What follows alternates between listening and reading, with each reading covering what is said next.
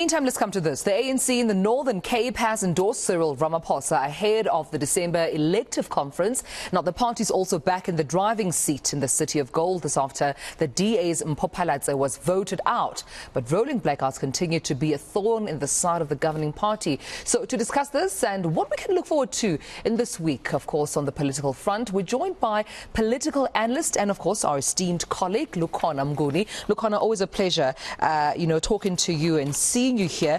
Let's talk about the week that was, though. I mean, quite a lot has happened, starting with the ANC, the Northern Cape, endorsing Cyril Ramaphosa for his second term. And are you surprised at all by this? Is it expected? And could this seal the deal for Cyril?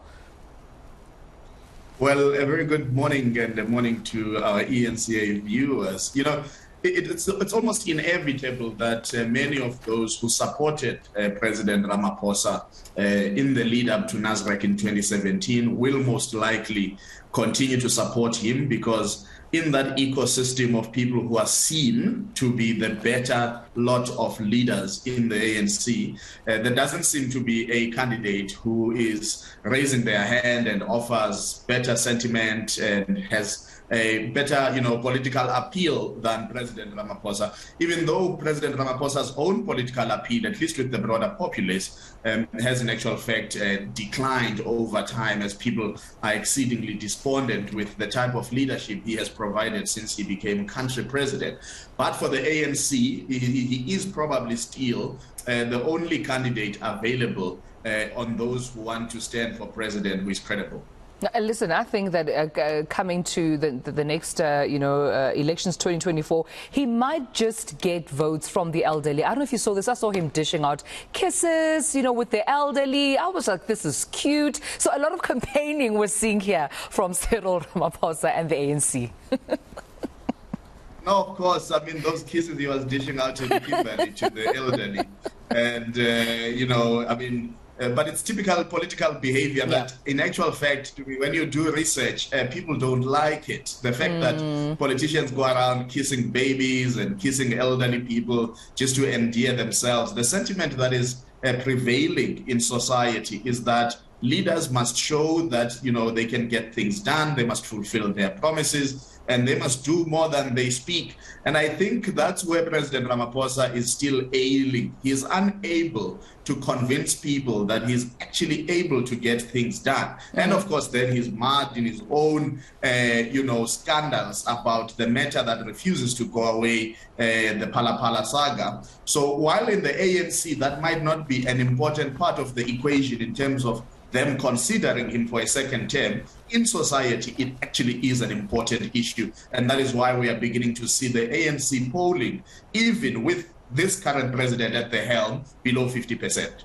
Absolutely. I mean, the ANC may be going through that nationally, just in terms of, elective conference and campaigning. But listen, last week, just in Gauteng alone, the ANC seemingly having a good week, ousting, Mpho Phalatse as mayor of Johannesburg. She had a tough one. I mean, from, making a public appeal to residents of Johannesburg, rather, to support her and ensure that she stays in power, to that urgent interdict to ensure that she's not ousted, to now Dada Morero of the ANC being the new mayor of Johannesburg. What did you make of that turn of events?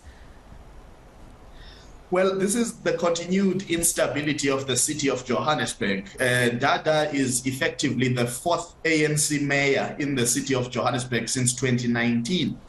And it tells you just how difficult it has been to stabilize, government in the city of Johannesburg. Of course, some of the mayors have been lost to tragic events. Jeff Makubo was lost to COVID-19. Jolidi Matongo was lost to a car accident. Mpho Phalatse was lost to a short illness. And but that contributes to the instability. And therefore, we've got to watch how much longer Dada will remain in office. Will it be a year? Will it be 2 years? Will it be 3 years? Will he be able to hold the coalition together, because we saw with another ANC mayor in the city of the Nelson Mandela Bay, where the ANC there managed to convince other opposition parties to go with it, and Mayor Johnson was installed, but it didn't last. She didn't last even longer than Mpho Phalatse. So it's all about the maturity in these coalitions and the patience that is required, the negotiation that is needed, and the sharing of the spoils in one way or the other, but ultimately driving towards one common vision. And it stands to be seen whether or not Dada will be able to rise to the occasion, and if the ANC itself will give him the space to do that. Because one of the things that is starting to come up is the meddling of higher structures in local government caucuses, where you find that the leaders in the municipality are actually not in charge of the direction in which the coalition will go, because those who are senior in the political party are making certain directives that don't augur well with certain coalition partners. We definitely heard that being the case with regards to Mpho Phalatse and the likes of Helen Zille and, John Steenhuisen and as Feisly's Colleen Makubele had to say from Cope when she spoke to us. But I appreciate you speaking to us this morning. Colleague, will of course have you on another time. Always a pleasure. Political analyst Lukhona Mnguni joining us right here on the South African Morning.